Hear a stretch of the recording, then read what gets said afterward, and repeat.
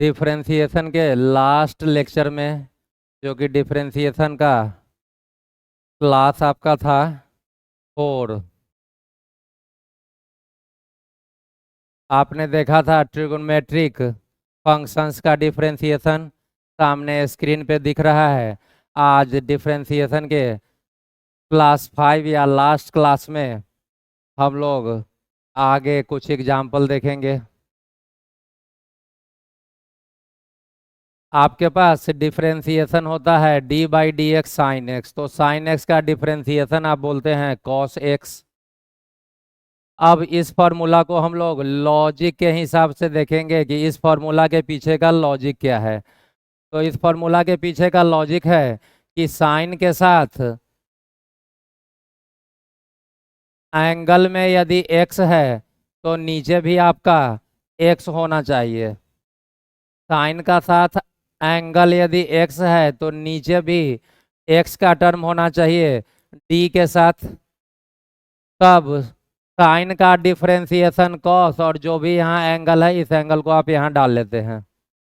यदि यहाँ साइन का एंगल थीटा होता तो नीचे भी डी के साथ थीटा, फिर साइन का डिफरेंशिएशन कॉस और एंगल में थीटा डाल लेते, जो एंगल यहाँ रहता वही यहाँ चला जाता है। मीन साइन के एंगल का टर्म हमेशा नीचे होना चाहिए डी के साथ, तब जा करके ही आप डिफरेंशिएशन कर पाएंगे। यदि यहाँ पे y हो जाए नीचे भी y, तो साइन का डिफरेंशिएशन कॉस और एंगल में भी y। लेकिन इस एग्जाम्पल में देखिए नीचे कि d बाई डी एक्स है और साइन का एंगल है 3x प्लस 5। तो अभी जो आपने ऊपर देखा था कि साइन का एंगल हमेशा नीचे होना चाहिए d के साथ, यहाँ साइन का एंगल नीचे d के साथ मौजूद नहीं है।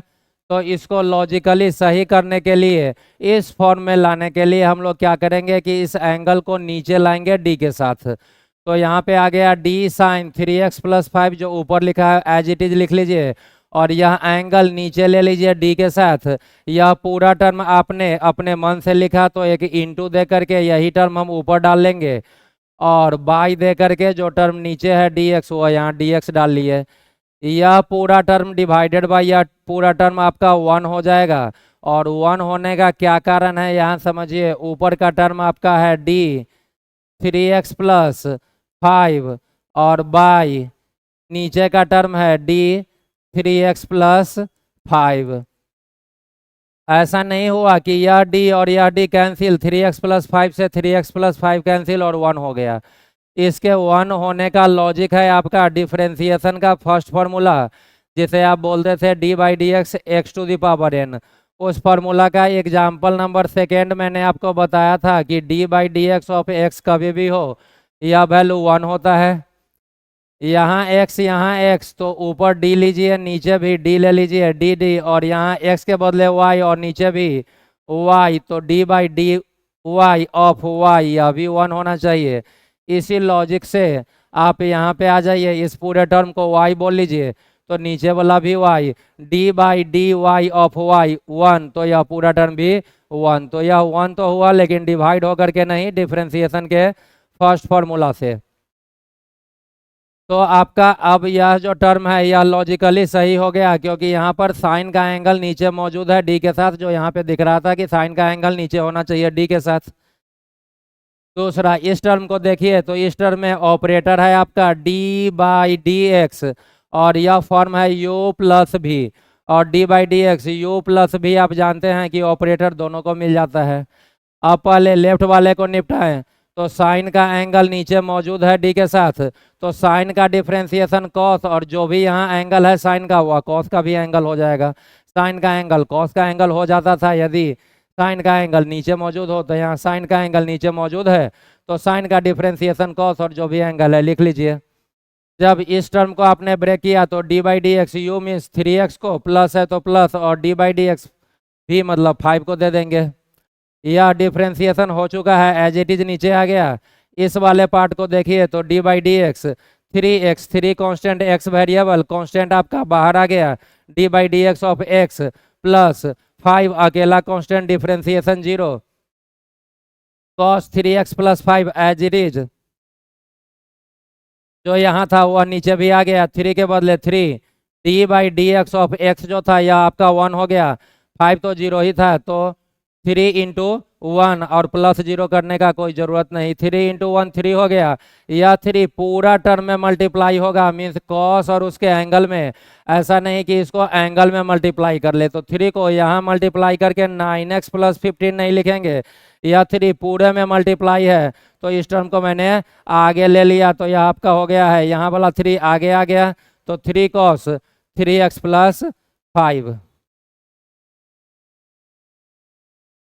तो इस एग्जाम्पल से यह अपने को क्लियर हुआ कि आज के बाद कभी भी साइन का यहाँ पे कॉस रहे, टैन रहे, cosec या कॉट रहे और उसका एंगल गड़बड़ हो जाए, एंगल गड़बड़ होने का मतलब साइन कॉस या टैन का जो एंगल है वह नीचे डी के साथ मौजूद नहीं हो, तो आप उस एंगल को नीचे ले लीजिए डी के साथ, वही टर्म आप ऊपर लिख लीजिए और बाई में पहले से जो मौजूद है वह डाल लीजिए, फिर अकॉर्डिंगली आप सॉल्व कर लीजिए।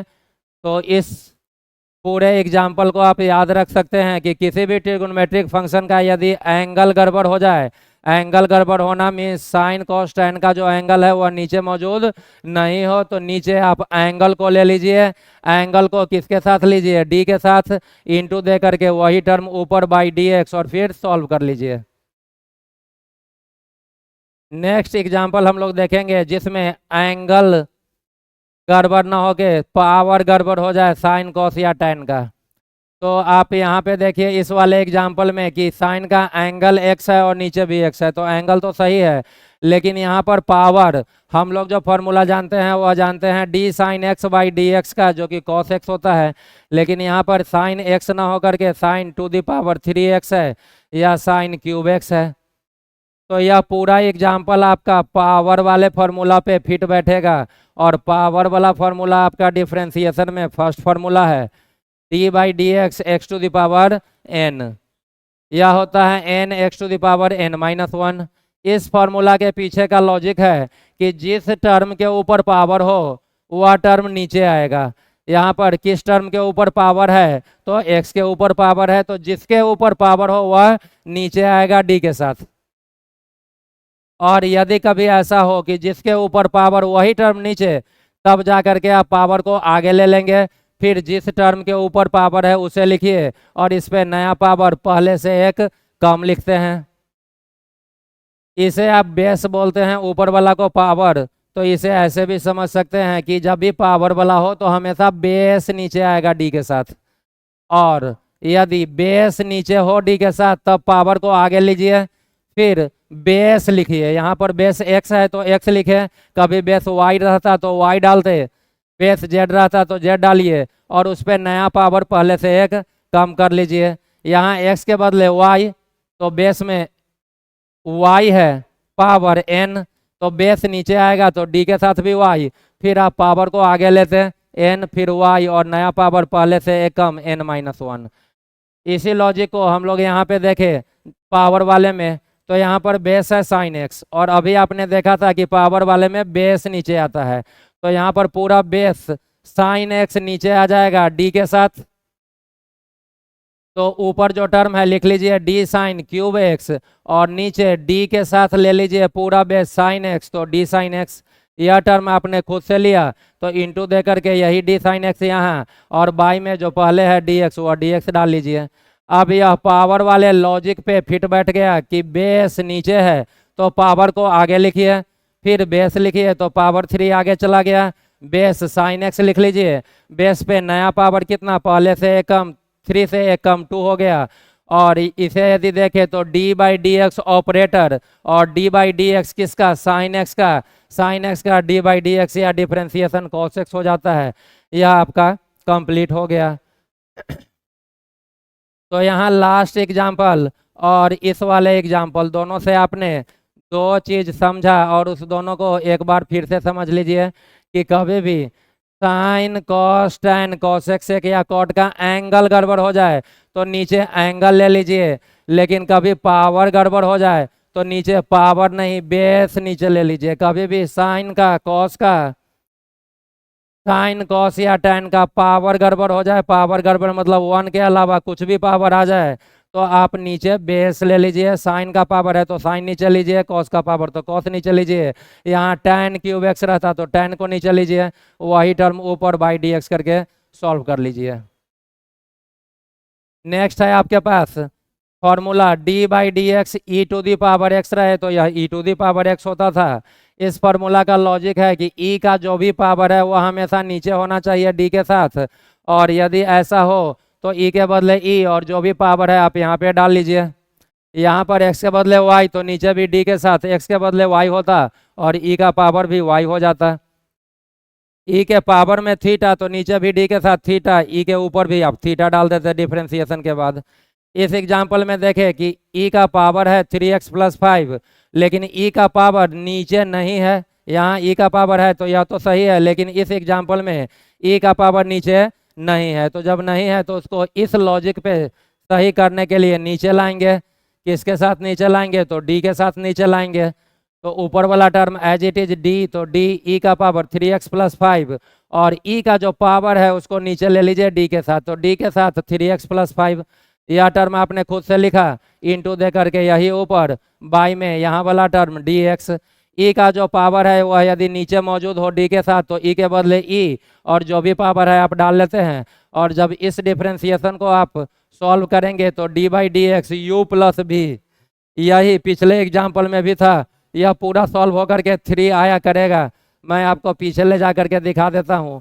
D by D X 3x + 5 यह पूरा सॉल्व होकर के 3 आया था और इसी 3 को आपने आगे रखा था, तो यहाँ भी यह सॉल्व होकर के आपका पूरा 3 आया और उस 3 को आप ई के आगे रख लिए। और लास्ट एग्जाम्पल कि कभी भी हो D by D x ln x तो आप बोलते हैं 1/x। इस फॉर्मूला को हम लोग कैसे समझेंगे?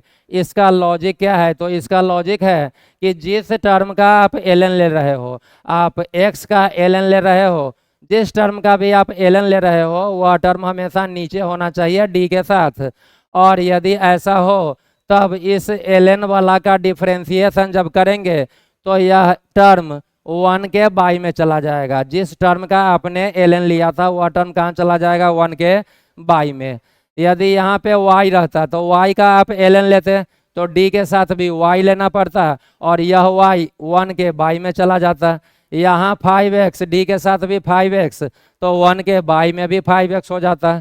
लेकिन नीचे वाले एग्जाम्पल में देखिए कि आप ln ले रहे हैं 3x + 5 का, और यहाँ आपने देखा था कि जिसका भी ln लेना है वह नीचे रहना चाहिए, तो आप 3x + 5 का ln ले रहे हैं लेकिन यह टर्म नीचे नहीं है d के साथ, तो इस टर्म को आप नीचे d के साथ ले लीजिए। यह पूरा टर्म लिख लीजिए d ln 3x + 5 और बाई है तो बाई और नीचे d के साथ 3x + 5 तो d 3x + 5 इंटू दे करके यही टर्म ऊपर बाई यहाँ वाला टर्म यहाँ डालिए।